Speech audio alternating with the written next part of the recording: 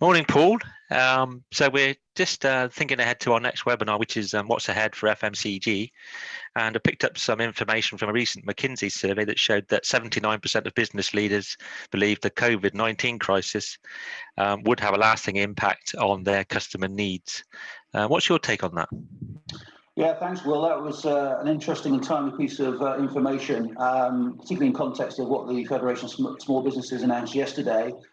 Their survey is saying that 250,000 businesses won't survive and potentially go out of businesses this year, and 58% are forecasting a reduction in profits.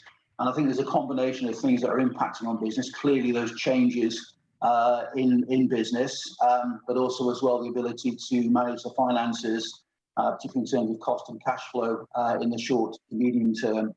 But I think the interesting point about the McKinsey research, when you look at changes in, particularly in fast-moving consumer goods, the impact is wide and varied. Probably every aspect of consumer life has been affected by COVID.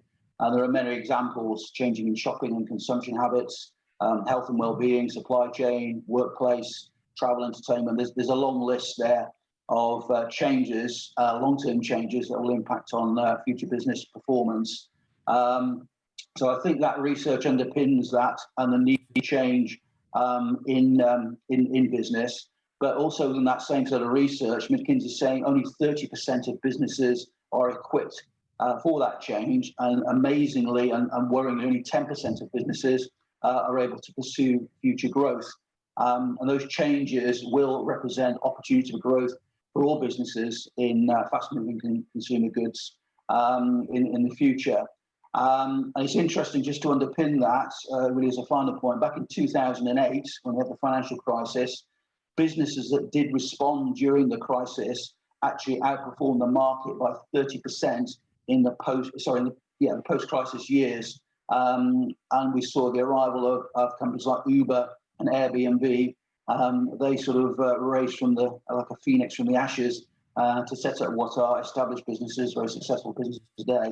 So it can be done.